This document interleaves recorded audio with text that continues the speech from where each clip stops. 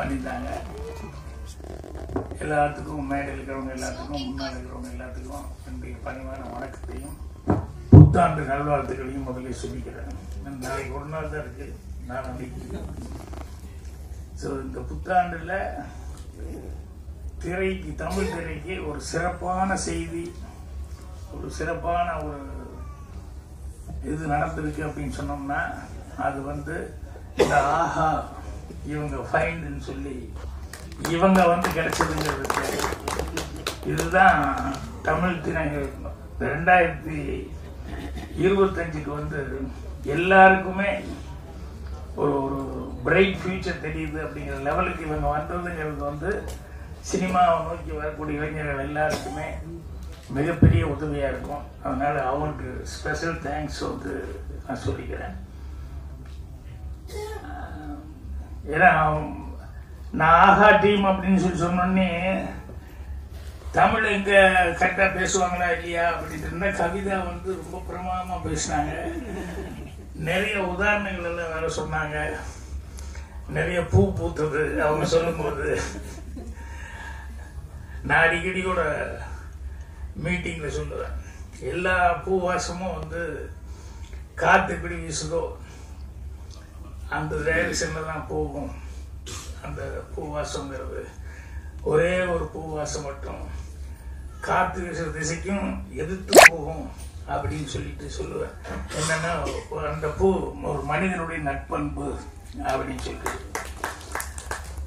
அந்த மாதிரி இவங்க வந்து சினிமாவில் எல்லாருமே கொஞ்சம் கமர்ஷியல் மைண்டு, போட்ட காசு எடுக்கணும், ஏன்னா அவங்க அதில் தானே இருந்தாங்க மாதிரி. அதனால எல்லாத்துக்கும் அந்த பயம்ங்கிறது இருக்கும், அந்த பொறுப்புணர்ச்சி, அந்த டென்ஷன் எல்லாமே இருக்கும்.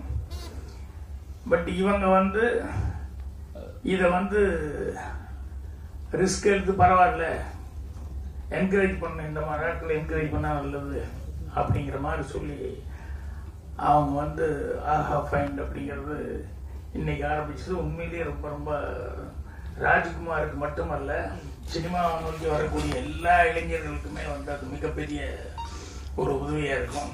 அதனால் தமிழ் திரையுலகம் சார்பாகவே நாங்கள் வந்து மனமார்ந்த நன்றியை வந்து தெரிவிச்சுக்கிறேன். தாஜ்னூர் அவருக்கு ஸ்பெஷல் தேங்க்ஸ் சொல்லிக்கணும். என்னென்னா இந்த படத்தை வந்து பார்க்கணுன்னு அவர் தான் எனக்கு ஃபோன் பண்ணி, வர்ற வரைக்கும் எனக்கு தெரியாது, ஆனால் வர்ற வழியில் தான் படத்தினுடைய பேர் என்ன இருக்கிறது நான் அதுக்கப்புறம் தெரிஞ்சுக்கிட்டேன். அவர்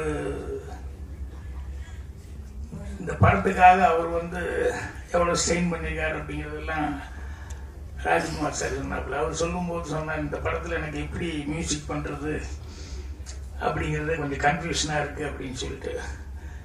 சில நேரங்கள் அப்படி வரும். எப்படின்னு விஸ்வநாதன்னு ரீகார்டிங் வாய்ச்சிட்டு இருக்கும்போது திடீர்னு ஒரு இடத்துல நிறுத்திக்கிட்டாரு. தம்பி ஒரு சின்ன கன்ஃபியூஷனாக இருக்குது, என்ன பண்ணுறது தெரியலையா, நீ என்னென்ன அப்படின்னு. இல்லை, அந்த கேரக்டர் அழுதுட்டு இருக்கான், அவங்க அம்மா செத்து போச்சு, ஆனால் நீங்கள் பேசுகிற டைலாக் வந்து எல்லாரும் மியூசிஷியன் தான் கை தட்டி ரசிக்கிறான், சிரிச்சுக்கிட்டு இருக்கான். நான் அந்த அழுகிற கேரக்டருக்கு மியூசிக் போடுறதா, சிரிக்கிற கேரக்டருக்கு மியூசிக் போடுறது, எப்படி போடுறதுன்னே தெரியல எனக்கு அப்படின்னு சொல்லிட்டு அந்த நாட்டில் முக்கியமான ஒரு இடத்துல வந்து அவன் நிறுத்திட்டு கேட்டார். அப்புறம் நான் ரெண்டுக்கும் சேர்ந்த மாதிரியே போடுங்க, ரெண்டுக்கும் வயமீடியாக இருக்கிற மாதிரி போடுங்க அப்படின்னு சொல்லி அந்த இடத்துல பிரமாமா ரீரிகார்டிங் பண்ணியிருந்தார். சில நேரங்களில் காமெடினா காமெடிக்கு வந்து தனியாக வாய்ச்சிட்டு போயிடலாம், பேத்தாஸு லவ் அது இதுக்கு அந்தந்த மூடுக்கு பண்ணலாம். இப்போ என் படங்களில் அதெல்லாம் மாறி மாறி வந்துடும். திடீர்னு சிரிச்சுக்கிட்டே இருக்கிற மாதிரி இருக்கும், டக்குன்னு லேசாக ஒரு சென்டிமெண்ட் வந்துடும். அப்புறம் சென்டிமெண்ட் சீனாக இருக்குன்னு நினச்சிட்டு இருக்கும்போது திடீர்னு வந்து காமெடி அப்படிங்கிறது வரும். ஸோ ராஜ்குமார் வந்து இந்த படத்தில் வந்து பெஸ்ட் சமாச்சாரமாக என்ன அப்படின்னா, அவருடைய ரியல் லைஃப்லேயே என்னென்ன பட்டாரோ அதை பூரா சீனா பண்ணிக்கிட்டாரு. அதில் அந்த பாட்டி மாறவங்க எல்லாம் வந்து நடிக்க வச்சதுங்கிறது இருக்க, அது ஒரு பெரிய விஷயம். அவங்கெல்லாம் வந்து ஏன்னா எனக்கெல்லாம் வந்து சினிமாக்குள்ளே வரும்போது எங்கள் பாட்டி இதெல்லாம் செப்பத்தினே கொண்டு அப்படிம்பாங்க.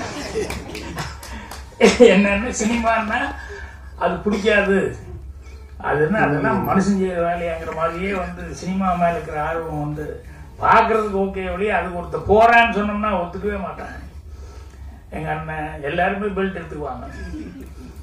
நான் இது எல்லாத்தையும் தாண்டிக்கிட்டு எனக்கு இதுதான் வேணும் அப்படின்னு சொல்லிட்டு நான் வந்ததுக்கப்புறம் அப்புறம் எங்கள் பாட்டியிலேருந்து எல்லாருமே சமரசம் ஆகிட்டாங்க. எங்கள் அண்ணன் என்ன எல்லாருமே சமரசம் ஆகிட்டாங்க. அதுக்கப்புறம் படம் எடுக்கும்போதெல்லாம் அவங்க வந்து பார்த்துட்டு ரொம்ப ஒவ்வொருத்தரும் ஒவ்வொரு மாதிரி கமெண்ட் கொடுப்பாங்க. சின்ன வீடு பாட்டுக்கிட்டு எங்கள் பாட்டி என்னை திட்டு திட்டுச்சு, ஏற படம் அப்படின்னா நல்லதான் பாட்டி எடுத்துருக்க நல்லது. என்ன நல்லதுதான், உங்க அம்மா எல்லாம் குண்டு இல்லையா, கொண்டாடி கொஞ்சம் குண்டுங்கிறக்கா எங்க வேணா ஊர் மாறி போயிடுறா அப்படின்னு. படத்துல நான் நடிச்சிருக்கிறேன் அப்படிங்கிறதுதான் அவங்களுக்கு தாக்கம். நான் தான் கதை எழுதுனேன், நான் தான் டைரக்ஷன் பண்ணிக்கிறேன் அப்படின்னு சொல்லி அது அவங்களுக்கு இதே கிடையாது. நீ நடிகனா வந்து கரெக்டா இல்லை, வைஃப் இருக்கும்போது நீ எப்படி அது கொஞ்சம் குண்டுங்களுக்கா